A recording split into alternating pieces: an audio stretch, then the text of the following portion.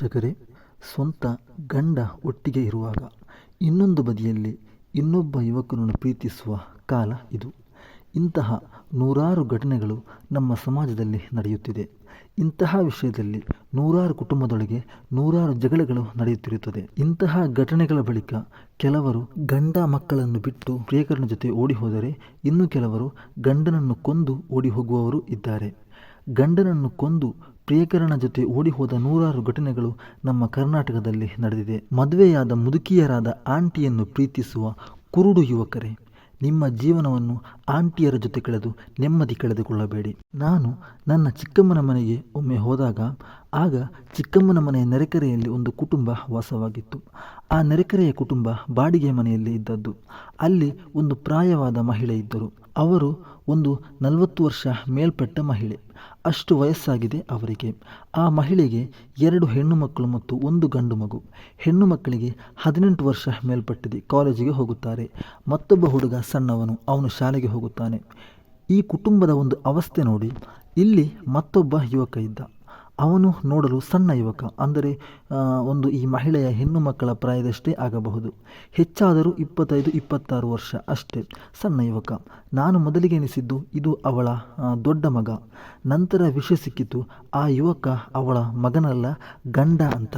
ಅಂದರೆ ಈ ಪ್ರಾಯವಾದ 40 ವರ್ಷ ಮೇಲ್ಪಟ್ಟ ಮಹಿಳೆ ಈ 26ರಷ್ಟು ವಯಸ್ಸಿರುವ ಈ ಯುವಕನನ್ನು ಲವ್ ಮಾಡಿ ನಂತರ ಅವಳ ಗಂಡನನ್ನು ಬಿಟ್ಟು ಈ ಯುವಕನೊಂದಿಗೆ ಓಡಿ ಬಂದಿದ್ದಾಳೆ.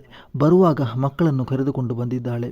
ಇವಳ ಮಕ್ಕಳ ಹಾಗೆ ಇರುವ ಯುವಕನನ್ನು ಅದು ಹೇಗೆ ತನ್ನ ಬಲೆಗೆ ಬೀಳಿಸಿದ್ದಾಳೋ ದೇವರಿಗೆ ಗೊತ್ತು. ವೀಕ್ಷಕರೇ, ಈ ಯುವಕನ ಜೀವನವನ್ನು ಇವನೇ ನಾಶ ಮಾಡಿದ. ಯಾಕೆಂದರೆ ಆ ಮಹಿಳೆಗೆ ಕ್ಯಾನ್ಸರ್ ರೋಗ ಇದೆ.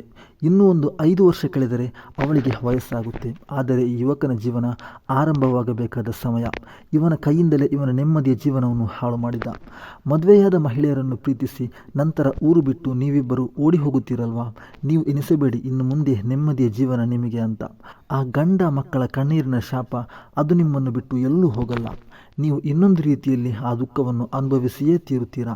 ಕೆಲವರು ಗಂಡನ ಮನೆಯಲ್ಲಿರುವ ಚಿನ್ನ ಬಂಗಾರವನ್ನು ದೋಚಿಕೊಂಡು ಓಡಿ ಹೋಗುವವರು ಇರುತ್ತಾರೆ. ಇಂತಹ ಮಹಿಳೆಯರು ಮದುವೆ ಆಗಿ ಇನ್ನೊಬ್ಬರ ಜೀವನ ಹಾಳು ಮಾಡುವುದಕ್ಕಿಂತ ಮದುವೆ ಆಗದೇ ಇರುವುದೇ ಉತ್ತಮ. ಯಾಕೆಂದರೆ ಮದುವೆ ಆಗಿ ನಂತರ ಇನ್ನೊಬ್ಬರನ್ನು ಪ್ರೀತಿಸಿ ಒಂದು ಕುಟುಂಬವನ್ನೇ ಹಾಳು ಮಾಡುವುದು ಯಾಕೆ? ಒಂದು ಬಾರಿ ನೀವು ಕಣ್ಣು ಮುಚ್ಚಿ ಚಿಂತಿಸಿ, ನಿಮ್ಮ ಗಂಡ ನಿಮ್ಮನ್ನು ಅವನ ಪ್ರಾಣಕ್ಕಿಂತಲೂ ಹೆಚ್ಚಾಗಿ ಪ್ರೀತಿಸುವಾಗ ಅದು ಹೇಗೆ ಇನ್ನೊಬ್ಬರೊಂದಿಗೆ ಓಡಿ ಹೋಗಲು ಮನಸ್ಸು ಬರುತ್ತೆ? ನಿಮಗೋಸ್ಕರ ನಿಮ್ಮ ಗಂಡ ರಾತ್ರಿ ಹಗಲು ಕಷ್ಟಪಟ್ಟು ಕೆಲಸಕ್ಕೆ ಹೋಗುತ್ತಾರೆ. ಯಾಕೆಂದರೆ ನನ್ನ ಹೆಂಡತಿ ಮಕ್ಕಳು ಮನೆಯಲ್ಲಿ ಹಸಿವೆಯಿಂದ ಇರಬಾರದು. ನಿಮಗೋಸ್ಕರ ಅವನು ರಾತ್ರಿ ಹಗಲು ಕಷ್ಟಪಡುವುದು. ನೀವು ಇನ್ನೊಬ್ಬರೊಂದಿಗೆ ಚಾಟ್ ಮಾಡಲು, ವಿಡಿಯೋ ಕಾಲ್ ಮಾಡಿ ಮಾತನಾಡಲು ಬಳಸುವ ಮೊಬೈಲ್ ಇದೆಯಲ್ವಾ, ಇದು ನಿಮ್ಮದಲ್ಲ. ನಿಮಗೆ ಪ್ರೀತಿಯಿಂದ ಬೆವರು ಸುರಿಸಿ ಕಷ್ಟಪಟ್ಟು ಸಂಪಾದಿಸಿದ ಹಣದಿಂದ ನಿಮ್ಮ ಗಂಡ ತಂದು ಕೊಟ್ಟದ್ದು. ನಿಮ್ಮ ಗಂಡ ಪ್ರೀತಿಯಿಂದ ತೆಗೆದುಕೊಟ್ಟ ಮೊಬೈಲ್ನಲ್ಲೇ ಗಂಡನಿಗೆ ವಂಚಿಸಿ ಇನ್ನೊಬ್ಬ ಪ್ರಿಯಕರನ ಜೊತೆ ಮಾತನಾಡಲು ನಿಮಗೆ ಮನಸ್ಸಾದರೂ ಹೇಗೆ ಬರುತ್ತೆ? ಇನ್ನೊಂದು ವಿಷಯ ಮಹಿಳೆಯರೇ, ನೀವು ಅರ್ಥ ಮಾಡಿಕೊಳ್ಳಬೇಕು. ನೀವು ನಿಮ್ಮ ಗಂಡನೊಂದಿಗೆ ನಾನು ಮನೆ ಬಿಟ್ಟು ಹೋಗುತ್ತೇನೆ ಅಂತ ಹೇಳುವಾಗ ನಿಮ್ಮ ಗಂಡ ನಿಮ್ಮಲ್ಲಿ ನನ್ನ ಬಿಟ್ಟು ಹೋಗಬೇಡ ಅಂತ ನಿಮ್ಮ ಕಾಲು ಹಿಡಿದು ನಿಮ್ಮೊಂದಿಗೆ ಬೇಡಿಕೊಳ್ಳುತ್ತಾನೆ ಅಂದರೆ ಅದರ ಅರ್ಥ ಅವನಿಗೆ ಬೇರೆ ಹೆಣ್ಣು ಸಿಗಲ್ಲ ಅಂತ ಅಲ್ಲ. 1000 ಹೆಣ್ಣು ಬೇಕಾದರೂ ಈ ಭೂಮಿಯಲ್ಲಿ ಸಿಗುತ್ತೆ.